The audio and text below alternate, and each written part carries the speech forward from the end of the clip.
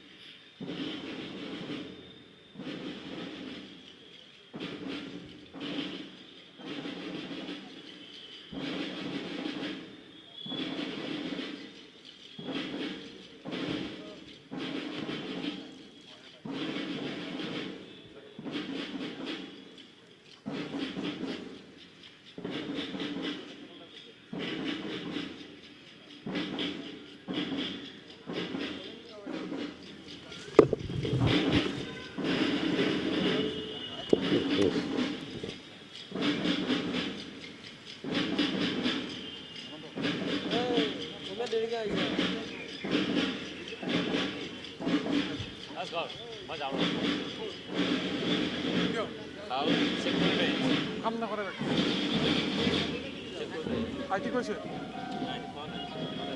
আজি জনাই থৈছোঁ আমাৰ তেতিয়া টেনশ্যন নাই কাৰণ অফিচৰ অৰ্ডাৰ আছে গ্ৰুপত দেখিছে বেগ পেক লাগিব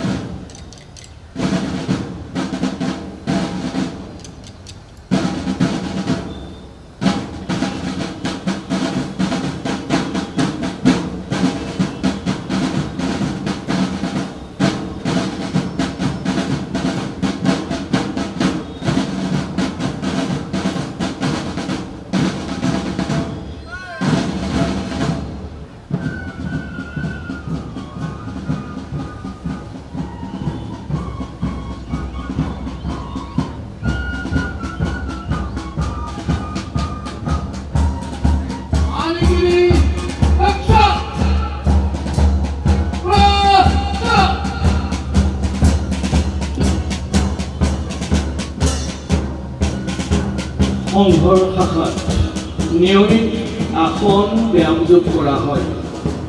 আসন প্ৰাণায়ামেৰে নিজক সুস্থ, সুন্দৰ আৰু গতিশীল কৰি ৰখা হয়।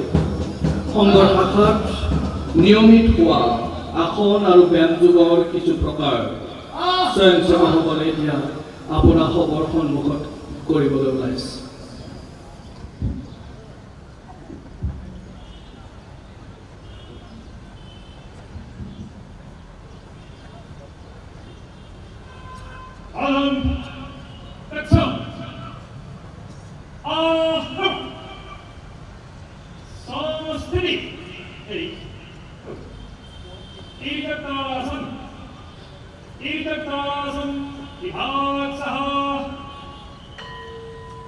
তিৰ্যক তাৰাসন। এই আসন নিয়মিত কৰিলে মেৰুদণ্ড পোন হয়, শৰীৰৰ উচ্চতা বাঢ়ে, নিতম্ব সংকুচিত হয়, পেট নিয়ন্ত্ৰিত হয়। তিৰ্যক তাৰাসন নিয়মিত অভ্যাস কৰাটো অত্যন্ত প্ৰয়োজনীয়। এয়া তিৰ্যক তাৰাসনৰ কিছু প্ৰকাৰ।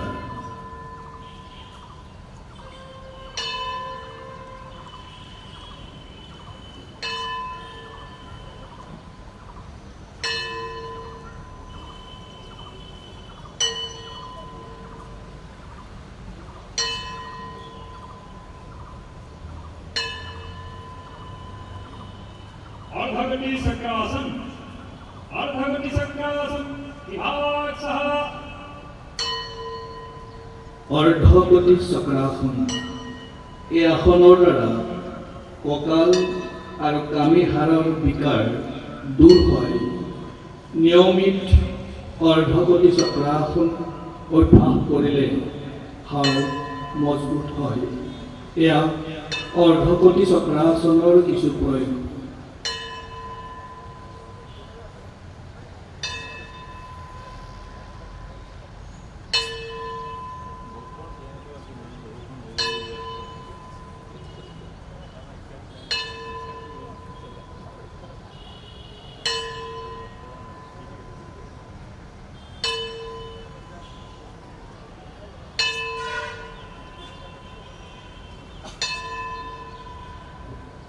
वीरभद्रासन प्रकार एक, वीरभद्रासन प्रकार एक विभाग सह।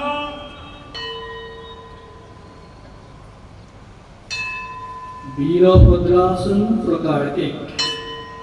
এই আসন নিয়মিত অভ্যাস কৰিলে বুকু সম্পূৰ্ণৰূপে প্ৰসাৰিত হয় তথা দীঘল শ্বাস প্ৰশ্বাস লোৱাত সহায়ক হয়।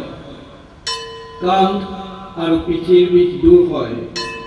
ভৰিৰ সৰু অংশ আৰু আঁঠুৰ বিকৃতি দূৰ হয়। বীৰভদ্ৰাসন প্ৰকাৰ এক। এয়া স্বয়ংসেৱকসকলে কৰি আছে।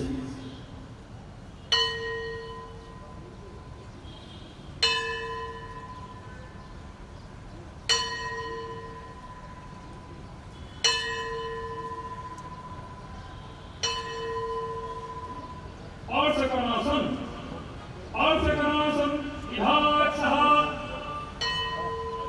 পাৰ্শ্বকোণাসন। এই আসনৰ দ্বাৰা কলাফুল, আঁঠু আৰু উৰুৰ শক্তিশালী হয়। ভৰি আৰু উৰুৰ বিকৃতি দূৰ হয়।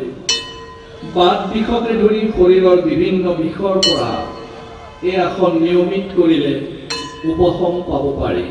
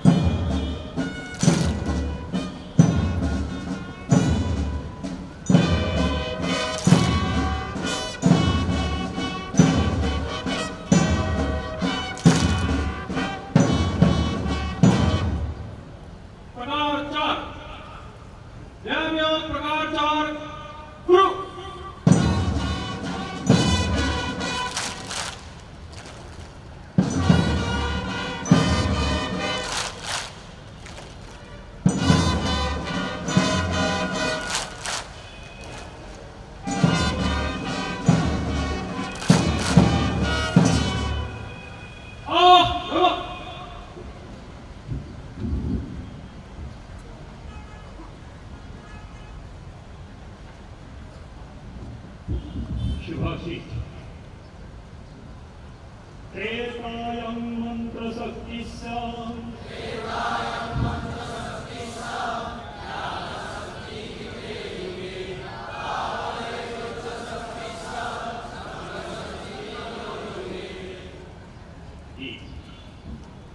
भारतवर्ष अखंड राखो सुंदर चिंताधारा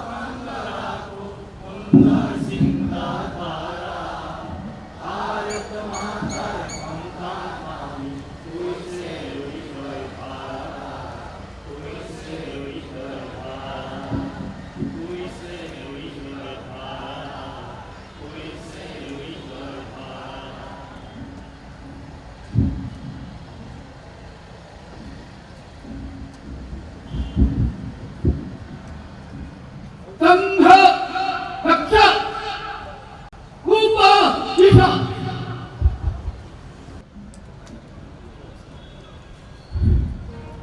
মই আপোনালোকৰ সন্মুখত মঞ্চ উপবিষ্ট আমাৰ কাৰ্যকৰ্তাসকলৰ পৰিচয় দাঙি ধৰিবলৈ আগবাঢ়িছোঁ। আমাৰ সন্মুখত মঞ্চত উপবিষ্ট হৈ আছে গুৱাহাটী মহানগৰৰ সংঘচালক মাননীয় গুৰুপ্ৰসাদ মেনি ডাঙৰীয়া। তেখেতৰ ঘৰ ফটাশিল আমবাৰীত আৰু তেখেত ফটাশিল টাউন হাইস্কুলৰ পৰা অধ্যক্ষ হিচাপে অৱসৰ গ্ৰহণ কৰিছিলে 2013 চনত। সংঘৰ বিভিন্ন দায়িত্বত অংশগ্ৰহণ কৰি যোৱা 5 বছৰৰ পৰা এই সংঘচালকৰ দায়িত্ব তেওঁ পালন কৰি আহিছে। তেখেত লগতে এজন সুগায়ক আৰু এজন সাহিত্যিক। প্ৰায় 1 ডজনমান সংঘৰ সাহিত্য তেখেতে অনুবাদ কৰিছে বিভিন্ন হিন্দী আৰু ইংৰাজী মাধ্যমৰ পৰা অসমীয়া ভাষালৈ। আমাৰ মাজত আৰু উপস্থিত আছে আজিৰ বিশিষ্ট অতিথি পৰমেশ্বৰ দত্ত ডাঙৰীয়া। তেখেত মঞ্চৰ সোঁফালে বহি আছে। তেখেতৰ মূল ঘৰ নলবাৰীৰ পকোৱাত, বৰ্তমান জাপৰিগোগৰ নিবাসী। তেখেত অসম চৰকাৰৰ প্ৰশাসনিক পদত IAS বিষয়া হিচাপে থাকি আৰু শিক্ষা বিভাগৰ আয়ুক্ত সঞ্চালক হিচাপে মানে এডুকেশ্যন কমিশ্যনাৰ হিচাপে অৱসৰ গ্ৰহণ কৰে 2006 চনত। তাৰ পিছৰে পৰা বিভিন্ন সামাজিক সংগঠনৰ লগত জড়িত হয়। বৰ্তমান বিশ্ব হিন্দু পৰিষদৰ উত্তৰ পূব প্ৰান্তৰ কাৰ্যকৰী সভাপতি পদত উপবিষ্ট হৈ আছে। তেখেত লগতে এজন সুসাহিত্যিক। বৰ্তমানলৈকে তেখেতে কেইবাখনো গ্ৰন্থ মৌলিক হিচাপে লিখি উলিয়াইছে, লগতে অনুবাদ গ্ৰন্থও কেইখনমান তেখেতে ৰচনা কৰিছে। আমাৰ মাজত উপস্থিত আছে ৰাষ্ট্ৰীয় স্বয়ংসেৱক সংঘৰ অখিল ভাৰতীয় শাৰীৰিক শিক্ষণ প্ৰমুখ আদৰণীয় সুনীল কুলকৰ্ণীজী।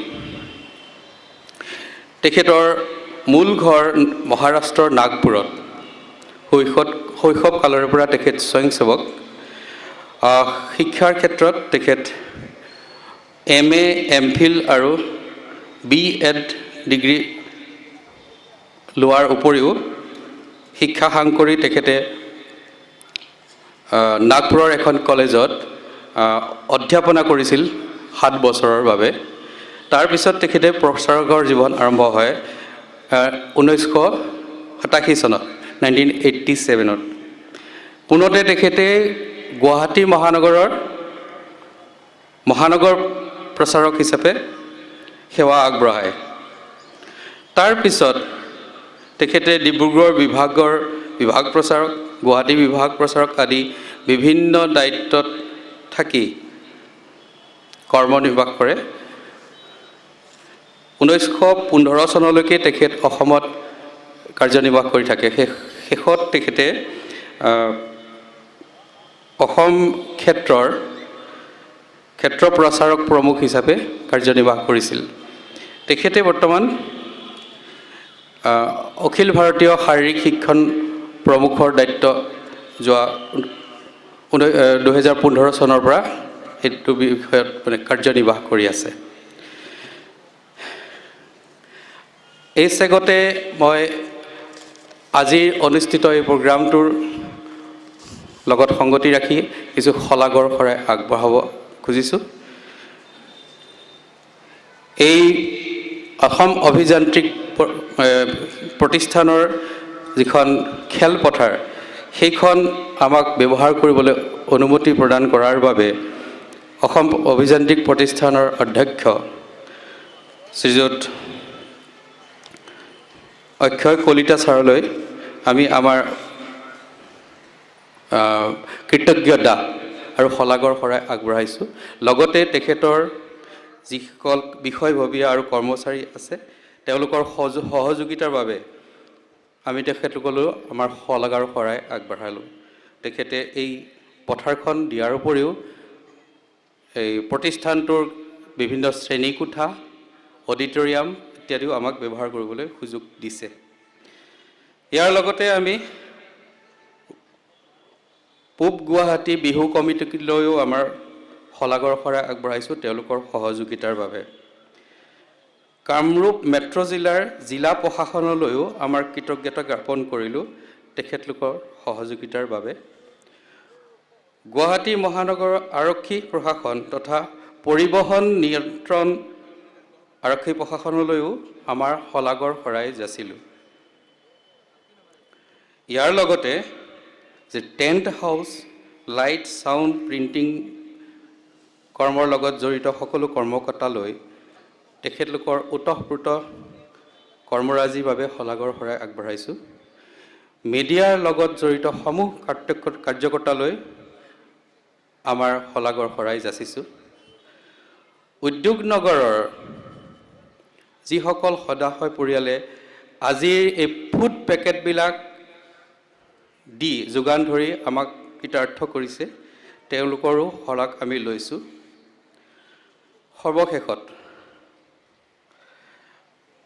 আজিৰ সভাত উপস্থিত থাকি সভাৰ সৌষ্ঠৱ বৃদ্ধি কৰাৰ বাবে আমাৰ মুখ্য অতিথিদেৱ লগতে সদাশৰ ৰাইজক মোৰ ফালৰ পৰা শলাগৰ শৰাই আগবঢ়াই আজি শলাগৰ শৰাই অনুষ্ঠানটি সামৰিছোঁ। এতিয়া আমাৰ আজিৰ বৌদ্ধিক প্ৰদান কৰিবলগীয়া মাননীয় সুনীল কুলকৰ্ণীজীক তেখেতৰ বৌদ্ধিক প্ৰদান কৰাৰ আগত আৰু এটা প্ৰাস্তাৱিক চমু ভাষণ দিবলৈ আগ্ৰহ কৰিম আমি গুৰুপ্ৰসাদ মেধি ডাঙৰীয়াক। তাৰ পিছতে সুভাষিত আৰু গীত হ'ব। তাৰপিছত মুখ্য অতিথিদেৱৰ শাৰীৰিক প্ৰদৰ্শনৰ ওপৰত চমু মন্তব্য থাকিব। তাৰপিছতে আমাৰ সুনীলজীৰ বৌদ্ধিক আৰম্ভ হ'ব। তো এতিয়া মাননীয় গুৰুদাক আহ্বান জনাইছোঁ তেখেতৰ প্ৰাস্তাৱিক ভাষণ ৰাখিবলৈ। মঞ্চ উপবিষ্ট আজিৰ এই কাৰ্যক্ৰমৰ মুখ্য অতিথি মাননীয় সুনীলজী কুলকাৰ্ণীদেউ, আন এগৰাকী অতিথি পৰমেশ দত্ত ডাঙৰীয়া, সংঘৰ ক্ষেত্ৰীয় প্ৰান্তীয় অধিকাৰীসকল, দৰ্শক হিচাপে আজিৰ সভাত উপস্থিত থাকি আমাক উৎসাহিত কৰোঁতা ভাই ভগিনী আই মাতৃসকল আৰু মৰমৰ স্বয়ংসেৱক বন্ধুসকল, আজি বৰ্ষ প্ৰতিপদ উৎসৱ হিচাপে আমি এই কাৰ্যক্ৰম অনুষ্ঠিত কৰিছোঁ। দৰাচলতে বৰ্ষ প্ৰতিপদ যোৱাকালি হৈ গৈছে। ভাৰতত অনেক প্ৰকাৰৰ কাল গণনা পদ্ধতি আছে, যেনে যোগাব্দ, বিক্ৰম সংবত, শকাব্দ, ভাস্কৰাব্দ, বংগাব্দ, শংকৰাব্দ ইত্যাদি। যোৱাকালিৰ যিটো বৰ্ষ প্ৰতিপদ দিন আছিল, সেইটো বিক্ৰম সংবৎসৰৰ প্ৰথম দিন আছিল। এইটো আমাৰ ভাৰতবৰ্ষৰ প্ৰাচীন কালৰে পৰা চলি অহা কাল গণনা পদ্ধতি। যোৱাকালি আছিল চৈত্ৰ শুক্ল প্ৰতিপদ, আৰু এইটো এটা শুভ দিন বুলি ভাৰতীয়সকলে মানি আহিছে। প্ৰজাপিতা ব্ৰহ্মাৰ দ্বাৰা সৃষ্টিৰ শুভাৰম্ভ হৈছিল, আৰু তেতিয়াই সেই দিনটোতেই বৰ্ষ প্ৰতিপদ হিচাপে কাল গণনা চলি আহিছিল। এই প্ৰাচীন কাল গণনা সৃষ্টিৰ আৰম্ভৰ পৰা এতিয়ালৈকে 195,58,85,101 বছৰ হৈছে। এই দিনটো বৰ্ষ প্ৰতিপদ দিন হিচাপে ৰাষ্ট্ৰীয় স্বয়ংসেৱক সংঘই আৰম্ভণিৰ পৰাই পালন কৰি আহিছে, আৰু ই আমাৰ 6টা উৎসৱৰ প্ৰথমটো উৎসৱ হিচাপে আমি গণ্য কৰি ইয়াক প্ৰতি শাখাত বা অন্যান্য উপায়ে আমি পালন কৰোঁ।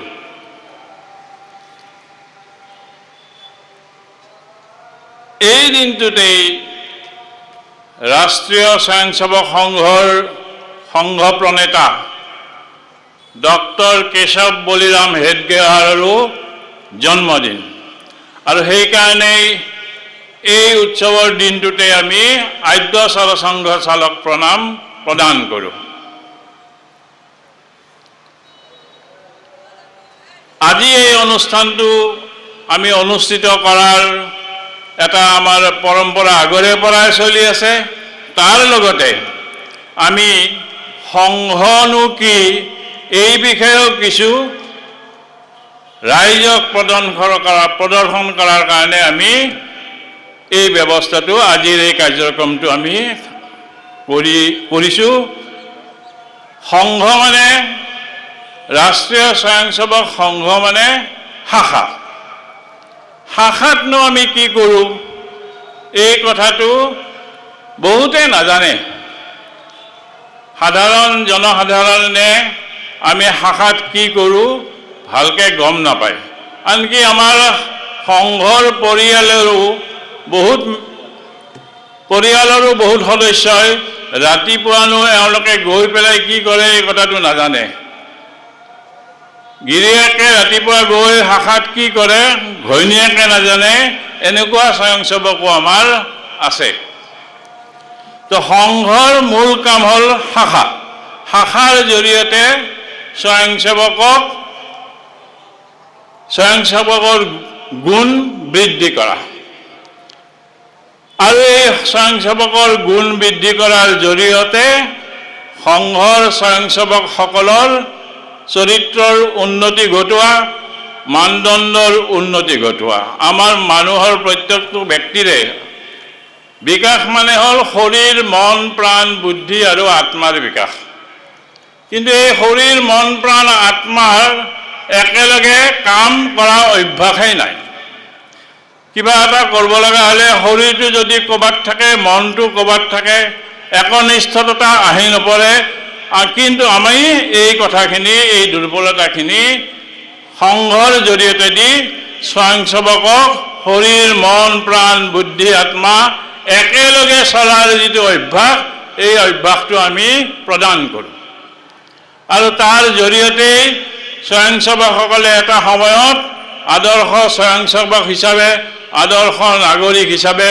সমাজত নিজকে প্ৰতিপন্ন কৰিব পাৰে গতিকে এই গোটেইকেইটা বিষয় লৈ পেলাই বৰ্ষ প্ৰতিবৰ্ষ উৎসৱ ডক্টৰজীৰ প্ৰতি আদ্যচৰ সংঘ চালক প্ৰণাম প্ৰদান তাৰোপৰি সংঘৰ শাখাতনো আমি কি কৰোঁ ৰাইজক আমি দেখুৱাৰ যি আমাৰ মন সেইটো উদ্দেশ্যে সেইকেইটা উদ্দেশ্য লৈয়ে আজিৰ এই কাৰ্যক্ৰমৰ ব্যৱস্থা কৰা হৈছে আশা কৰিছোঁ ৰাইজে সংঘৰ প্ৰতি নিষ্ঠা প্ৰদৰ্শন কৰিব এইবিলাক দেখি নিজৰ ল'ৰা ছোৱালী নিজৰ আত্মীয় স্বজনক শাখালৈকে যোৱাৰ কাৰণে অনুপ্ৰাণিত কৰিব আৰু স্বয়ংসেৱকসকলেও মই ভাবোঁ আজি এই কাৰ্যক্ৰমৰ জৰিয়তে দুগুণ উৎসাহিত হৈ পৰৱৰ্তী সময়ত শাখাৰ কাৰ্য বৃদ্ধি কৰাত মন পুতি লাগি যাব এইখিনি কৈয়ে প্ৰাস্তাৱিক ভাষণৰ ইমানতে সামৰণি মাৰিলোঁ सुभाषित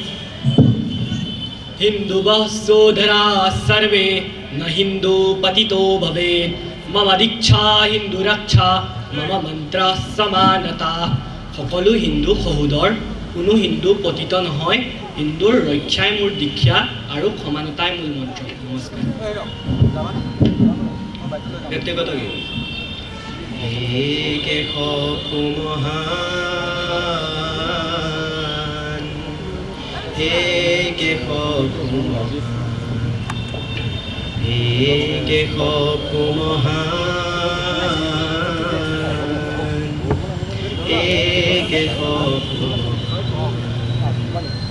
সহস্ৰ কণ্ঠে বন্দনা গানে সহস্ৰ কণ্ঠে বন্দনা গানে কৰিছো প্ৰণাম হে কেশৱ মহান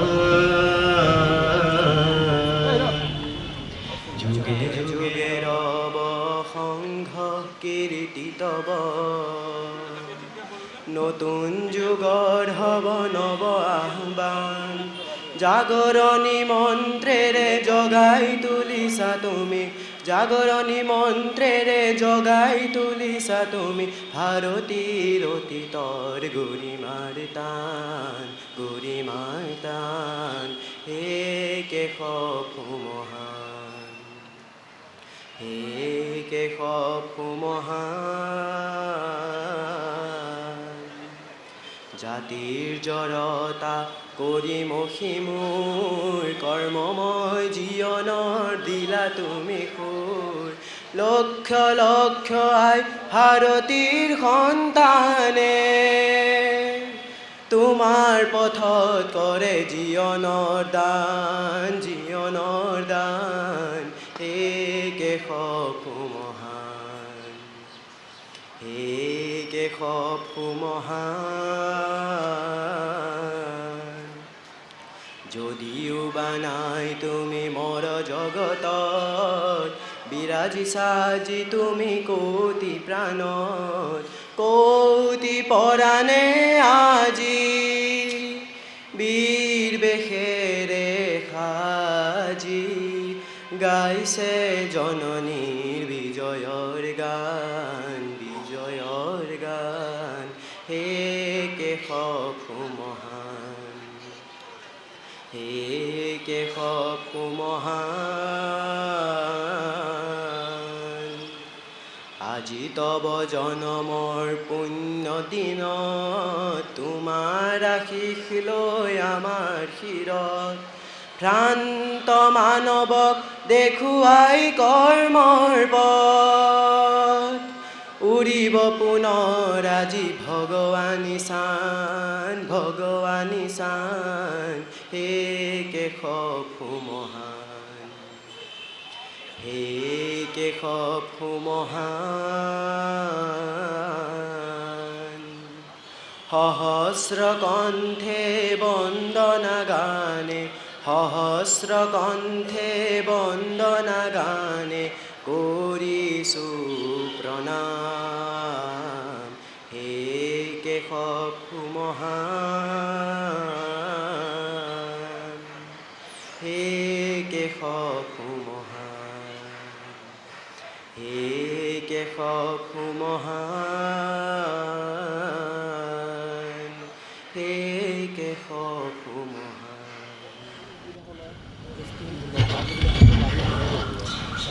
মঞ্চত উপবিষ্ট মেধি ডাঙৰীয়া, সন্মানীয় কুলকাৰ্ণী ডাঙৰীয়া, ইয়াত উপস্থিত থকা স্বয়ংসেৱক সংঘৰ ক্ষেত্ৰ প্ৰান্ত সকলোৰে কাৰ্যকৰ্তাসকল, মোৰ সন্মুখত থকা স্বয়ংসেৱক সংঘৰ সেৱকসকল, উপস্থিত অতিথিবৃন্দ আৰু এই সভাত অহা সাংবাদিক বন্ধুসকল, ইতিমধ্যে মেধি ডাঙৰীয়াই আজিৰ দিনটোৰ তাৎপৰ্যৰ ব্যাখ্যা কৰিছে।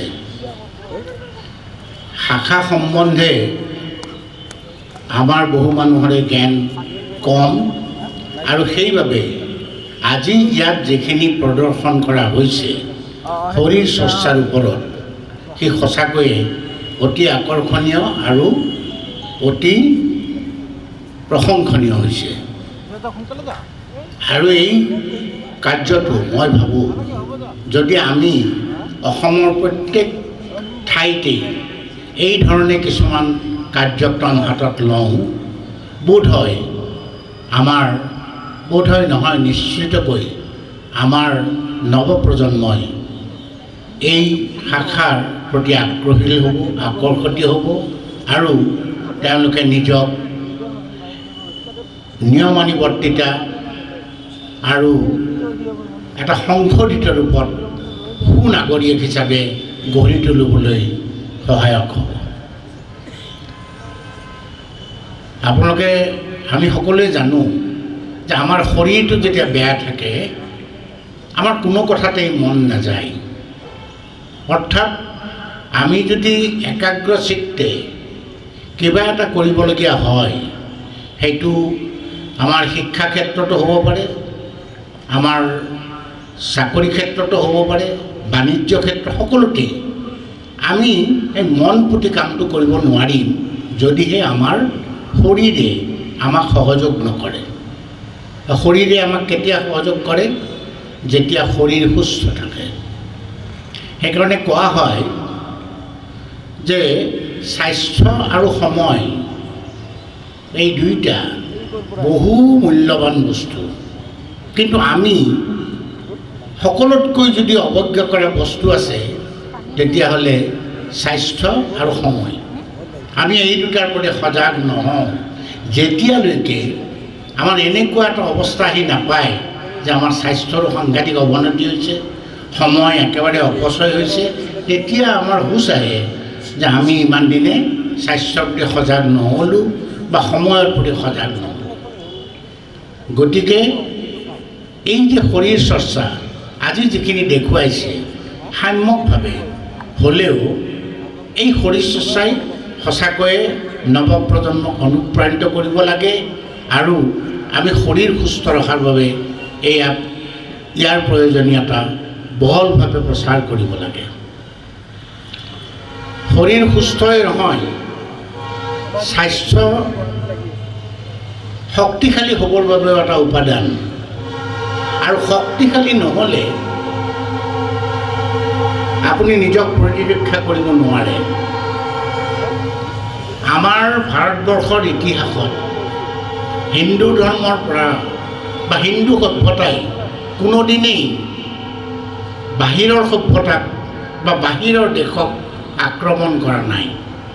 কিন্তু এইটো সঁচা কথা যে আমাৰ দেশ বহুবাৰ আক্ৰান্ত হৈছে, বহুবাৰ আমাৰ দেশৰ প্ৰতি আমাৰ সভ্যতাক আক্ৰমণ কৰা হৈছে। ইয়াৰ বাবে আমি প্ৰতিৰক্ষাৰ ব্যৱস্থা কৰিব লাগিব আৰু প্ৰতিৰক্ষা কৰিবলৈ হ'লে আমি নিজে শক্তিশালী হ'ব লাগিব। দুৰ্বল মানুহ এজনে ক্ষমা কৰা বা দুৰ্বল মানুহ এজনে কোৱা যে আমি যুঁজ বাগৰ নকৰোঁ, সেইটোৰ কোনো এটা অৰ্থ নাথাকে। কিন্তু যিজন শক্তিশালী পুৰুষ বা যি শক্তিশালী দেশ, সেইখন দেশে যেতিয়া ক'ব যে আমি যুঁজ বাগৰ নকৰোঁ, আমি শান্তিপ্ৰিয়, তেতিয়াহে সেই শান্তিৰ এটা অৰ্থ থাকে। গতিকে শান্তি প্ৰতিষ্ঠা কৰিবলৈ হ'লেও আমি শক্তিশালী হ'ব লাগিব, আমি সুস্বাস্থ্যৰ হ'ব লাগিব।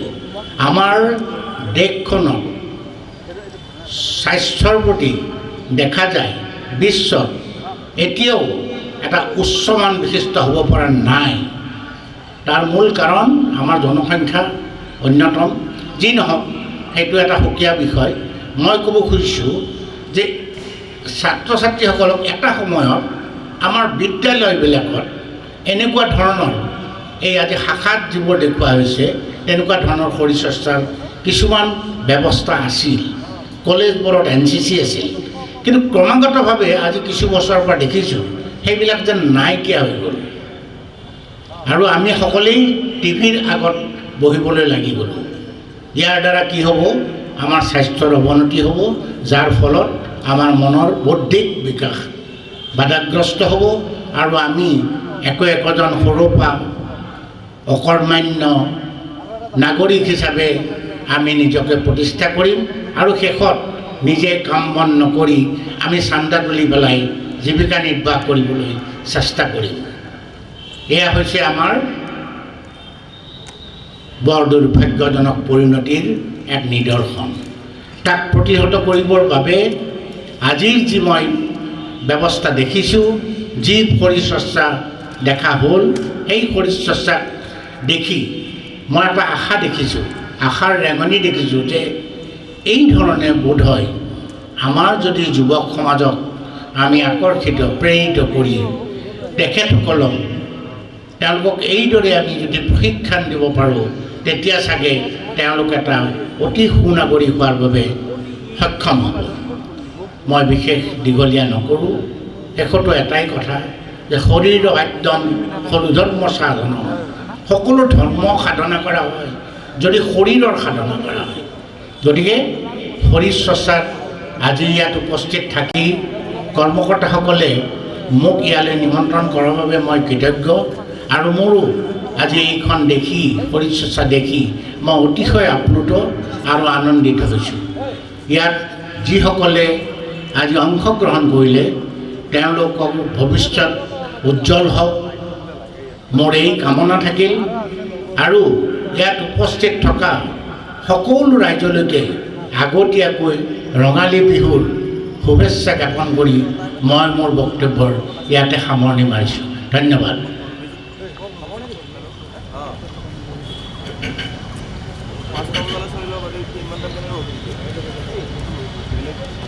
আজিৰ কাৰ্যক্ৰমৰ মুখ্য অতিথি মাননীয় परमेश्वर दत्त डांगरिया, माननीय महानगर संघचालक श्री गुरुप्रसाद मेधी डांगरिया, এই সভাত উপস্থিত শ্ৰদ্ধাৰ আই মাতৃসকল, এই কাৰ্যক্ৰমৰ সংঘপ্ৰেমী নাগৰিকসকল,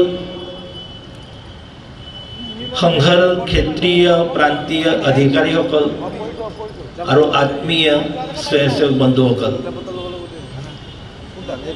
যোৱা 7 বছৰৰ পৰা অসমৰ বাহিৰত মোৰ কেন্দ্ৰ হোৱাৰ কাৰণে অসমীয়া কোৱাৰ অভ্যাসটো অলপ কমিছে। বোধহয় এই কাৰণে নেকি যে কাৰ্যক্ৰমৰ আমাৰ কাৰ্যকৰ্তাসকলে মোক কৈছে যে আপুনি হিন্দীতে ভাষণ দিয়ক।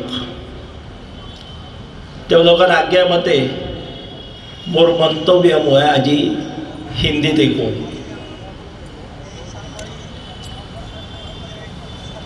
राष्ट्रीय स्वयंसेवक संघ के शारीरिक विभाग ने अपनी वार्षिक योजना में देश भर के जितने महानगर और जिला केंद्र है उन सभी स्थानों पर शारीरिक प्रधान कार्यक्रम होने चाहिए, ऐसी एक योजना बनाई। इस योजना का मुख्य कारण ऐसा था कि गत 97 वर्ष से संघ का कार्य चलते आ रहा है। पूजनीय डॉक्टर केशव बलिराम हेडगेवार जी ने 1925 में संघ की स्थापना करने के पश्चात अभी 100 साल पूरे होने के लिए 3 साल बाकी है। लेकिन इन 97 वर्षों में संघ का नाम तो बहुत बड़ा हो गया, किंतु अभी भी समाज के कुछ अपने बंधु ऐसे हैं कि जिनके लिए संघ अभी भी एक अजूबा है। संघ उनके लिए एक आश्चर्य भी है और संघ उनके लिए एक रहस्य भी है। आश्चर्य इसलिए कि देश भर में कई ऐसी संस्थाएं समाज ने देखी है कि जो जन्म होने के पश्चात कुछ साल तक रहती है और फिर विलीन हो जाती है। कुछ संस्थाएं उनके इतने भाग होते हैं कि गिनना मुश्किल हो जाता है। लेकिन राष्ट्रीय स्वयंसेवक संघ यह संस्था ऐसी है कि जब से शुरू हुई तब से आज तक उसके 6 प्रमुख बदल गए, तो भी किसी के नाम से एक अलग संगठन किसी ने स्थापन किया, इसके 2 भाग हो गए, 3 भाग हो गए, 5 भाग हो गए, ऐसा नहीं हुआ। जब से जन्म हुआ तब से आज तक अनवरत काम करता हुआ यह संगठन समाज के लिए एक आश्चर्य की बात हो गया। ऐसा ये क्यों कर रहे हैं, सालों साल ये काम क्यों करते हैं, इसके लिए भी उनको आश्चर्य होता है। जयप्रकाश नारायण जी का आंदोलन जब चल रहा था उस समय संघ के कार्यकर्ताओं ने जयप्रकाश जी के इस आंदोलन में उनको सहायता की थी। गांवों गांव संघ के स्वयंसेवक साइकिल मार के जाते थे। उस समय जो जरूरीकालीन अवस्था आ गई थी उसके विरुद्ध प्रचार करते थे। लेकिन यह सारा करते करते अपने खर्चे से और अपने घर का खाना खाते हुए ये सारा करते थे। तो ये सारा देखकर जयप्रकाश जी को बड़ा आश्चर्य होता था। उन्होंने कहा संघ के कार्यकर्ताओं को कि मैं एक बार इन सारे लोगों से मिलना चाहता हूं। बैठक रखी गई और उस बैठक में स्वयंसेवकों ने अपना परिचय देते समय अपना नाम कहा और अपनी संघ आयु कही। 3-4 स्वयंसेवकों ने ऐसा कहने के पश्चात जयप्रकाश जी बोले कि आपका नाम तो समझ में आया, आप क्या करते हैं ये भी समझ में आया, लेकिन ये संघ आयु जो आपने बताई ये क्या है? आप आपकी आयु नहीं बता रहे हैं, आप संघ आयु बता रहे हो। ये संघ आयु क्या है? तो वहां के कार्यकर्ताओं ने उनको बताया कि ये संघ आयु बताता है, इसका मतलब इतने वर्षों से ये संघ का कार्य कर रहा है। तो जयप्रकाश जी को आश्चर्य हुआ कि कोई बता रहा है मेरी संघ आयु 30 वर्ष है, कोई बता रहा है 40 वर्ष है, कोई बता रहा है 25 वर्ष है। तो जयप्रकाश जी ने कहा कि साधारणतः कोई व्यक्ति एखादा काम जब शुरू करता है तो 7-8 वर्ष के बाद में वो उस काम को दूसरी दिशा देता है, वो कुछ अलग कार्य करने लगता है। लेकिन संघ के ये स्वयंसेवक आश्चर्य है कि 30-30 साल से 40-40 साल से एक ही कार्य करते आ रहे हैं।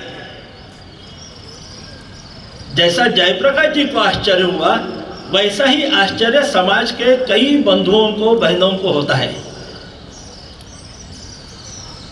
और दूसरी एक गलतफहमी भी है कि संघ यह मुस्लिम विरोधी है, संघ यह क्रिश्चियन विरोधी है, संघ यह अतिरेकी संगठन है। ये गलतफहमी अपने आप उत्पन्न हुई नहीं है, नियोजित रीति से इस गलतफहमी को फैलाया गया। संघ क्या है इसके बारे में लोगों को समझ तो है, कारण समाज संघ के स्वयंसेवकों को देखता है। संघ की शाखाएं अलग अलग बस्ती में जब लगती है तब संघ के स्वयंसेवक क्या कर रहे हैं ये समाज तो देखता है। लेकिन कुछ नेताएं ऐसे हैं कि जिनको जन्म से ही संघ का विरोध यही उनके रक्त में भरा हुआ है क्या पता नहीं, लेकिन वो कहते हैं कि संघ मैंने इसी जैसी संगठन है, संघ के पास में बॉम्ब बनाने की फैक्ट्री है, संघ के ट्रेनिंग में राइफल का, बंदूक का ट्रेनिंग दिया जाता है। ऐसी अलग अलग गलतफहमियां राजकीय नेताओं के मुख से निकलती है। तो जो समाज थोड़ा अपने विचार, अपने मन को प्रश्न पूछकर अपना मंतव्य नहीं बनाता है, ऐसे लोगों के लिए मन में एक संभ्रम उत्पन्न होता है कि वास्तव में संघ जो हम देख रहे हैं वो है या जो नेता बोल रहे हैं वो है। उनके इन संभ्रम को दूर करने के लिए राष्ट्रीय स्वयंसेवक संघ ने निश्चित किया कि हम अभी समाज के पास में जाएंगे। जिला केंद्रों पर और महानगरों के केंद्रों पर शारीरिक प्रधान कार्यक्रम करते हुए संघ अपनी शाखाओं में क्या करता है यह समाज को दिखाएंगे, और प्रत्येक शाखा का एक वार्षिक उत्सव करके बस्ती बस्ती के लोगों को भी हम बताएंगे कि संघ की शाखा में वास्तव में होता क्या है।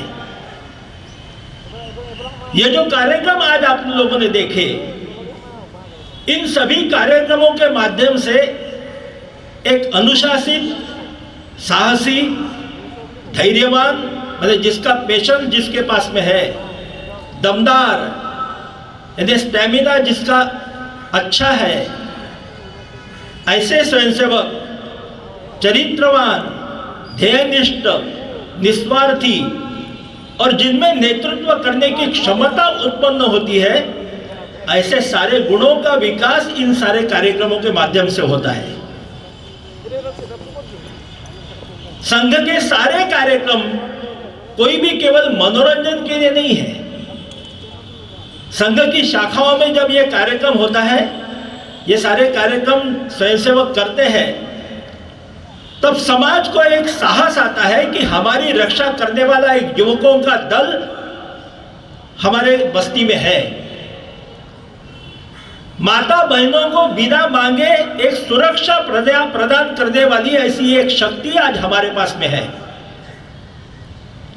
जहां पर कुछ अनैतिक कार्य चलते हैं, उन अनैतिक कार्यकलापों को मन में एक भय निर्माण करने वाली ऐसी एक शक्ति संघ की आज खड़ी है।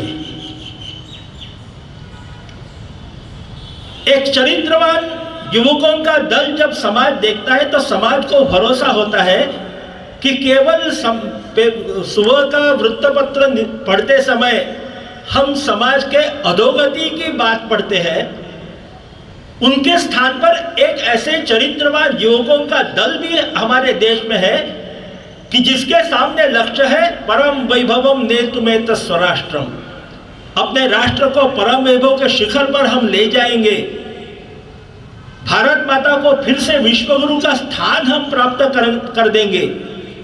ऐसे निश्चय के साथ बस्ती बस्ती में कार्य करने वाले ऐसे कार्यकर्ताओं का, युवकों का एक दल जब समाज देखता है तब समाज को आज भी समाज ठीक है इसका भरोसा होता है।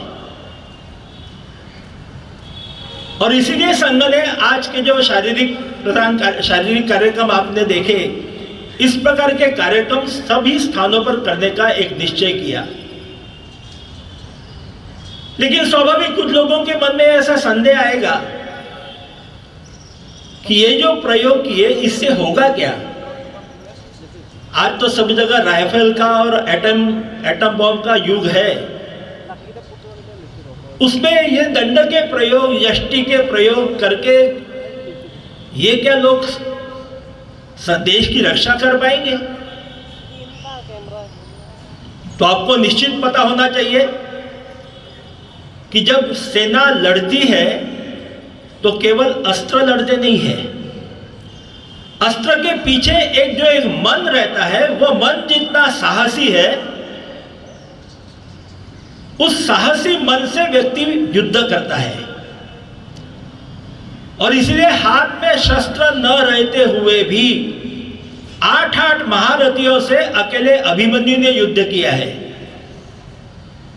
महारथी चारों ओर है, हाथ के सारे शस्त्र समाप्त हो गए हैं, लेकिन जो सामने रथ का चक्र पड़ा हुआ है उसको उठाकर इन 8 महारथियों से युद्ध करने वाला अभिमन्यु, उसके मन की जो ताकत थी वो ताकत लड़ती है।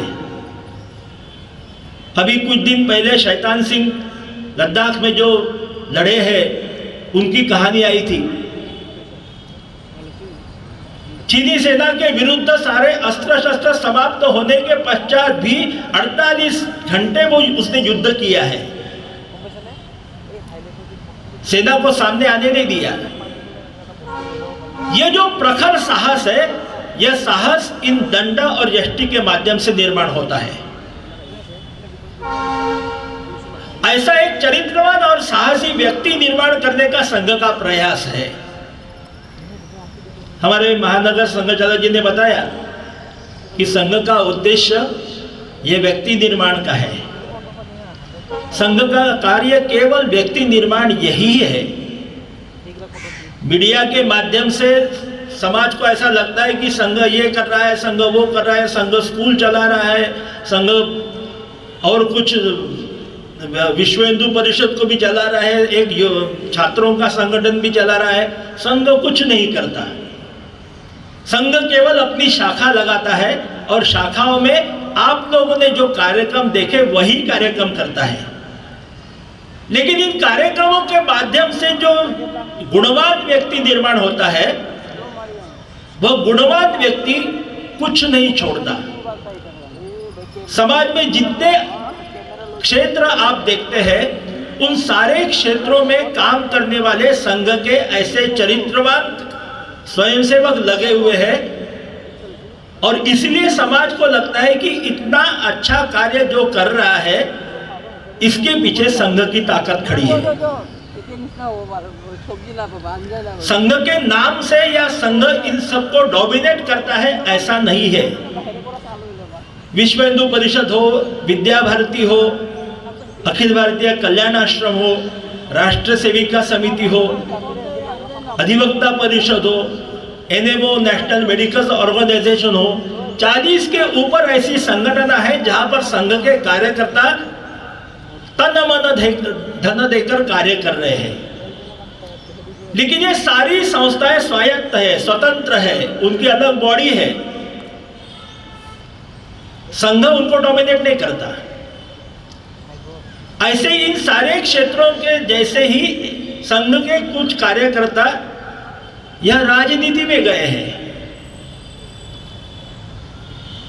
लेकिन मीडिया इस प्रकार का एक चित्र खड़ा करती है, या बाकी जितने राजकीय नेता हैं वे चित्र ऐसा खड़ा करते हैं कि आरएसएस बीजेपी को कंट्रोल करता है।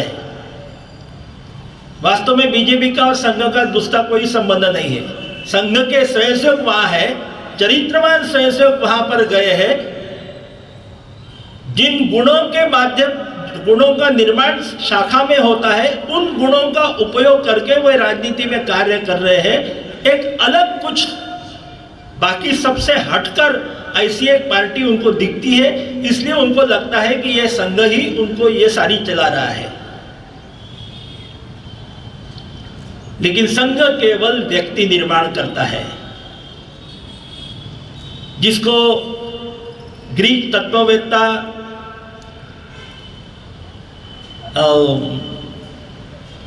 डाइजेनिस, वो जिनको आदमी कहता है, या विवेकानंद जिसको मैन विथ कैपिटल एम ऐसा कहते हैं, वही मैन विथ कैपिटल एम या डाइजेनिस का आदमी डॉक्टर हेडगेवार जी का स्वयंसेवक है। ग्रीक तत्ववेत्ता डाइजेनिस एक बार दिन के सूर्य प्रकाश में हाथ में लालटेन लेकर निकला, और उस लालटेन के प्रकाश में वो कुछ ढूंढ रहा था। लोगों को आश्चर्य हुआ, इतना विद्वान व्यक्ति, उसको इतना तो समझना चाहिए कि सूर्य प्रकाश में लालटेन का प्रकाश कितना होगा, और वो ढूंढ क्या रहा है। एक ने बड़े साहस करके पूछा कि महाराज आप क्या ढूंढ रहे हैं। डाइजेनिस कहता है मैं आदमी ढूंढ रहा हूं। तो पूछने वाले को आश्चर्य लगा कि ये सारे दिख रहे हैं, ये आदमी नहीं है। डाइजेनिस कहता है कि मुझे आदमी चाहिए, बौने नहीं। बौना बने जिसका सारा छोटा होता है, उसके हाथ छोटे हैं, पैर छोटे हैं, आंखें छोटी है, उसका मन भी छोटा है। इसको डाइजेनिस बौना कहता है। और वो कहता है कि मैं जो आज समाज देख रहा हूं, ये समाज सारा स्वार्थपर हो गया है। अपने स्वयं के बारे में सोचता है, दूसरों के बारे में ये सोचता नहीं है। जो दूसरों के बारे में सोचता है उसको डाइजेनिस आदमी कहता है। यही विवेकानंद कहते हैं मैन विथ कैपिटल एम। यह कहने के पीछे उनका अर्थ यही है कि जिसका कैपिटल एम है, मतलब जिसकी दूरदृष्टि है, जिसका विशाल मन है, उसको मैन कहा है विवेकानंद ने। डॉक्टर हेडगेवार कहते हैं कि हमारा स्वयंसेवक यह ऐसा ही मैन विथ कैपिटल एम या आदमी है। संघ के शाखाओं में कई बार सुभाषित होता है, और उस सुभाषित में उनका कर्तव्य क्या है इसके बारे में बताया जाता है। सारा वो सुभाषित आप लोगों ने भी कई बार सुना होगा। आहार निद्रा भय मैथुनंच सामान्य में तत् पशु भी नराणाम। आहार निद्रा भय और कामना वासना यह आदमी और पशु के लिए समान ही है। फिर फर्क क्या है दोनों में? तो उस सुभाषित के दूसरे पंक्ति में बताया है धर्मो ही तेषाम अधिको विशेषा धर्मेण हीना पशु भी समाना। आदमी के पास में धर्म अधिक है।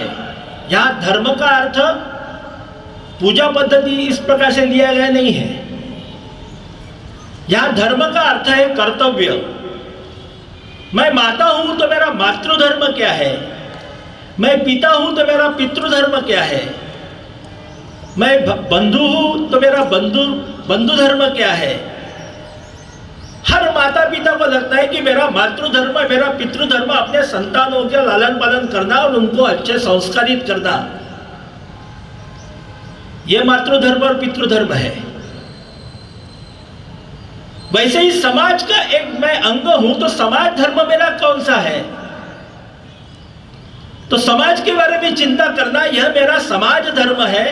यह जो जानता है उसको कहा है व्यक्ति धर्मो ही तेषाम अधिको विशेषा, यह धर्म माने अपना कर्तव्य जानने वाले जो है उनको आदमी कहा है। ये यदि धर्म नहीं जानता तो धर्मेण हीना पशु भी समाना, उसको पशु समझना चाहिए, ऐसे सुभाषितकार कहते हैं। और इसलिए कई बार संघ के स्वयंसेवकों ने निश्चित रूप से अपने सह क्षेत्र प्रचारक मान्य वशिष्ठदा का बौद्धिक सुना होगा, उसमें वो 4 व्यक्ति के प्रकार बताते थे। एक नराधम, दूसरा नर, तीसरा नरोत्तम और चौथा नारायण। जिसको अपने कर्तव्य का ज्ञान नहीं है उसको नराधम कहेंगे। और ऐसे नराधम समाज में हम कई बार देखते हैं, रोज पेपर का पन्ना उल्टाइए तो कहीं पर डकैती हुई है, कहीं पर चोरी हुई है, कहीं पर हत्या हुई है, कहीं पर बलात्कार हुआ है। ये सारा करने वाले ये नराधम है। दूसरा जिसको अपने धर्म का ज्ञान है, अपने कर्तव्य का ज्ञान है और वह कर्तव्य करने के लिए प्रयास भी करता है, लेकिन दोनों तरफ सामंजस्य रखना उसके लिए थोड़ा कठिन जाता है, लेकिन प्रयास करता है, उसको नर कहा हुआ है। लेकिन अपना धर्म जानकर उस धर्म की दिशा में अग्रसर होते हुए दूसरों के लिए चिंता करने वाला, अपना स्वयं का थोड़ा नुकसान हो गया तो भी चलेगा, लेकिन समाज की सेवा करने के लिए आगे बढ़ने वाला, उसको नरोत्तम कहा गया है। और अपने बारे में कुछ भी विचार न करते हुए केवल दूसरों का ही विचार करेगा, उसको नारायण कहा है। और इसलिए कई बार बहुत विपत्ति में पड़ने वाला एखादा व्यक्ति, उसको जो सहायता करता है वो कहता है कि भैया तुम मेरे लिए भगवान हो। तो ये नराधम से लेकर नारायण तक ये जो यात्रा है व्यक्ति की, उस यात्रा में सहायता करने वाला संघ का यह कार्यक्रम है। अपने केरल के एक ज्येष्ठ स्वयंसेवक, पहले अपने बौद्धिक प्रमुख थे, रंगा हरि जी, वे कहते हैं कि संघ एक साइको सोशल थेरेपी है। साइको सोशल थेरेपी एक सामाजिक मनोवैज्ञानिक इस प्रकार की एक चिकित्सा पद्धति माने संघ है। यानी क्या? तो उन्होंने एक बड़ा सुंदर उदाहरण बताया केरल का, कि केरल में एक कम्युनिस्ट व्यक्ति जिसका एक ही धंधा रहता था कि सुबह से लेकर शाम तक संघों को गाली देना। संघ ऐसा है, संघ वैसा है, दिन भर जहां जहां पर सभा होगी वहां पर वो संघों को गाली देता था। लेकिन शाम होते होते वो अपनी सारी सभाएं समाप्त करके घर में आ जाता था। ये उसका नियम था कि दिन भर में जितनी सभाओं में भाषण देता है भाषण देंगे, लेकिन शाम को 5 बज गए कि वो सारा छोड़कर वो घर में आता था। कारण क्या? कि उसका एक लड़का, एकमात्र लड़का, यह थोड़ा बुद्धि से अपंग था और इसलिए बहुत सारे डॉक्टरों को दिखाने के पश्चात डॉक्टरों ने उसको बताया कि इसका मन, इसका स्वास्थ्य तभी अच्छा होगा जब ये सदा ही आनंदी रहेगा। इसको कभी दुख मत दीजिए, आनंद में रहेगा तो इसका विकास होता जाएगा। और इसलिए वो नेता अपने पुत्र को कहीं घुमाने लेकर जाता था, कहीं पर बाजार में लेकर उसको जो चाहिए वो उसको खरीद कर देता था। ऐसा सारा उसका चलता था। एक दिन अचानक अपने बेटे को स्कूटर से ले जाते समय उसको ध्यान में आया कि बच्चा अपने स्कूटर पर ही उछल रहा है, हंस रहा है बड़ा जोर जोर से। क्या हो गया? तो उसने देखा कि लड़का वो रास्ते के दाहिने तरफ एक मैदान था, उस मैदान में कुछ लड़के खेल रहे थे, उस खेल की तरफ देख रहा है। उसने देखा ये क्या है, उसने अपनी स्कूटर रोकी और देखा कि क्या चल रहा है। तो वो जो चल रहा था उसको देखकर ये लड़का बड़े खुशी से नाच रहा था। खेलने के लिए भेजो ना। उसने अनुमति दी, ये खेलने गया। फिर उसने खबर ली कि ये है क्या, तो किसी ने बताया कि ये आरएसएस की शाखा है। थोड़ा अटपटा सा लगा कि मैं दिन में संघों को गाली देता हूँ और शाम को मेरे बच्चे को मैं संघों में भेज रहा हूँ, लोग क्या कहेंगे। लेकिन उसके ध्यान में आया था कि बच्चा का स्वास्थ्य सुधार रहा है और इसलिए उसने उसको मान्यता दी। कुछ दिन हो गए, विजयादशमी का कार्यक्रम आ गया, तो मुख्य शिक्षक ने कहा कि सबको अपना गणवेश खरीदकर पूर्ण गणवेश में कार्यक्रम में उपस्थित होना है। अब इसके पास में गणवेश नहीं था, इसने घर में आकर पिता को कहा कि मुझे गणवेश चाहिए। पिता बोले जाओ ले लो। नहीं, आपको चलना होगा। अब पुत्र मोह के कारण वह अपने बच्चे को लेकर संघ के कार्यालय में गया।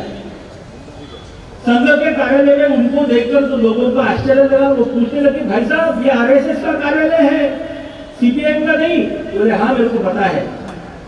बोले कैसे आए आप? बोले मुझे गणवेश चाहिए। और आश्चर्य लगा, भाई साहब आपको गणवेश? नहीं, मेरे बच्चे के लिए चाहिए। वो गणवेश उन्होंने खरीदा और फिर वहां पर जो कार्यकर्ता थे उन कार्यकर्ताओं को कहा कि मैं जीवन भर आरएसएस को गाली देते आया हूं, लेकिन संघ क्या है ये मुझे गत कुछ 1 वर्ष से 2 वर्ष से मेरे ध्यान में आ गया कि मैं जो बोल रहा था वो गलत था। मेरे बच्चे का स्वास्थ्य अच्छा हो गया है, इसका कारण संघ की शाखा है। और बाद में कहते हैं कि वो भी संघ के स्वयंसेवक बन गए। अब ये कहानी बताते बताते हरि जी कहते हैं कि संघ की शाखा में क्या होता है ये तो हम बता नहीं सकते, लेकिन जो कार्यक्रम होते हैं उन कार्यक्रमों के माध्यम से मन पर इस प्रकार का संस्कार होता है कि व्यक्ति का अपने आप विकास होते जाता है। और इसलिए इसको एक साइको सोशल थेरेपी ऐसा वो कहते हैं। अभी कुछ 1 साल 2 साल पहले की गंगौर की भी इसी प्रकार की घटना है। हम शाखा में खेल खेलते हैं, 2 गति होती है, इधर कुछ लड़के खड़े रहते हैं, इधर कुछ लड़के खड़े रहते हैं और शुरू कहने के पश्चात इधर के सारे शहर से दौड़ते दौड़ते सामने जो खड़े हैं उनके पैर के नीचे से जाते हैं और पीठ के ऊपर से छलांग मारकर अपने स्थान पर आते हैं। जो पहले आता है वो जीतता है। अब ये खेल चल रहा था एक शाखा में, समाप्त होने के बाद प्रार्थना हो गई और रास्ते से ये सारा दृश्य देखने वाले कुछ लोग 4-5 लोग वो अंदर आ गए। उसने वो मुख्य शिक्षक को एकदम आलिंगन दिया और बताया कि भैया तुमने बहुत बड़ा कार्य किया है। तो मैंने क्या किया? मैं तो यहाँ पर शाखा ले रहा हूँ, आप कौन है? तो उन्होंने कहा कि हम यहाँ पर एनजीओ चलाते हैं। गत 10 वर्ष से हमारा प्रयास है कि समाज में एक सामाजिक समता होनी चाहिए, लेकिन बहुत प्रयास करने से भी हम उसमें यशस्वी नहीं हो रहे हैं। लेकिन मैंने देखा कि शाखा में ये सारे जो आ रहे हैं इसमें कुछ उच्च वर्ग के हैं, कुछ तथाकथित निम्न वर्ण के हैं, लेकिन वो उच्च वर्ण के लड़के भी निम्न वर्ण के लड़कों के पैर के नीचे से जाते थे और पीठ के ऊपर से कूदकर अपने स्थान पर वापस आ जाते थे। यही निम्न वर्ण के लोग भी पीठ के ऊपर से छलांग मारते थे। एक दूसरे का स्पर्श हो रहा है लेकिन कोई यहाँ पर एक दूसरे को गाली नहीं दे रहा है। ये क्या किया तुमने? वो कहता हम तो किसी को जाति पूछते नहीं है। शाखा में जो आता है वो हमारे भारत माता का पुत्र है और हम सब इसी समाज के अंग है। यही हमारे मन में सबके मन में भाव रहता है। आपने तो केवल खेल देखे, लेकिन हम यहाँ पर जब सामूहिक हमारा भोजन होता है उस भोजन में प्रत्येक अपने अपने घर से टिफिन लाता है, वो टिफिन सब मिलकर खाते हैं। कोई एक दूसरे को पूछता नहीं है कि तुम कौन से जाति का हो। सामाजिक समरसता का यह भाव प्रत्येक के मन में इन्हीं सारे कार्यक्रमों के माध्यम से आता है। प्रार्थना हम गाते हैं, प्रभो शक्तिमान हिंदू राष्ट्रांग भूता। हम इस राष्ट्र के अंगभूत है और अंगभूत हो रहा हम है ऐसा जब बोलते हैं तब स्वाभाविक रूप से इस समाज का प्रत्येक व्यक्ति यह मेरा अपना हो जाता है, मेरे परिवार का एक अंग हो जाता है। और फिर उससे जो कुछ अपेक्षा अपनी होती है वो जैसे हम घर में अपने भाई से, अपने माता से व्यवहार करते हैं, उनसे अपेक्षा करते हैं, वही अपेक्षा और वही व्यवहार समाज में संघ के स्वयंसेवक करते हैं। और ये जहां पर विपद आपको देखने को मिलता है, वहां पर सबसे पहले पहुंचता है संघ का स्वयंसेवक। क्या मिलता क्या है संघ के स्वयंसेवक को? कुछ नहीं मिलता। अपने घर में अपने परिवार के लिए काम करने के लिए मुझे कुछ चाहिए ऐसा मैं कभी कहता ही नहीं हूं, ना अपेक्षा करता हूं। वैसा ही संघ का स्वयंसेवक किसी से भी यह अपेक्षा नहीं करता कि मुझे इसके बदले में आप कुछ दो। निस्वार्थ भाव से काम करने वाला संगठन माने RSS, ready for selfless service, ऐसा हम कहते हैं। ऐसा हम नहीं कहते, ऐसे लोग कहते हैं। और इसलिए संघ का ये जो कार्य अभी 100 साल पूरे होने तक आ रहा है, इसमें समाज सारा संघ को समझे, संघ के इन कार्यक्रमों को देखकर संघ का उद्देश्य क्या है ये लोग समझे, इसके लिए ये सारे कार्यक्रम हम कर रहे हैं। और हमें आनंद है कि इन 97 वर्षों में कम से कम हमने इतना तो उपलब्धि पाई है कि जो पहले अपने स्वयं को हिंदू कहने में लज्जा करते थे, हमको गधा कहो लेकिन हिंदू मत कहो, ऐसे जो कहते थे, ऐसे ही सारे लोग अभी मैं कैसा एक पक्का हिंदू हूं ये दिखाने लगे हैं। कपड़े के ऊपर से जलवा पहनकर घूमने वाले ऐसे लोग हमने देखे हैं। मैं हिंदू हूं ये दिखाने के लिए कैलाश की यात्रा करने वाले ऐसे लोग देख रहे हैं। और इसलिए जगह जगह पर इस प्रकार का जो परिवर्तन हम देख रहे हैं, यह परिवर्तन हिंदुत्व का उत्थान यह हो रहा है, इसका प्रदर्शन है। और इसलिए इतने साल हमने जो कार्य किया वो सारा कार्य निरपेक्ष दृष्टि से, निस्वार्थ दृष्टि से किया, उसका फल हमको मिल गया। लेकिन यही सारे समाज को और नीचे तक जाए, आखिरी व्यक्ति तक जाए, इसलिए अपना प्रयास अभी कार्यरत है। मैं आशा करता हूं कि और 2 साल में अपना कार्य सर्वव्यापी और सर्वस्पर्शी होने के लिए सभी स्वयंसेवक पूर्ण शक्ति से काम में लगेंगे। वर्ष प्रतिपदा का ये उत्सव नया संकल्प का उत्सव है और इसलिए हम सभी संकल्प लें कि हम जो अभी 2 वर्ष में अपना समय लेकर संघ का कार्य पूरा करने के लिए पूरा परिश्रम करके आगे आएंगे। आज के लिए इतना ही।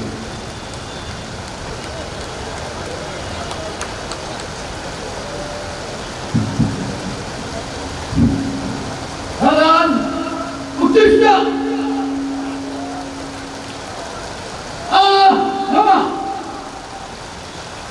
संघ रक्षा प्रणाम।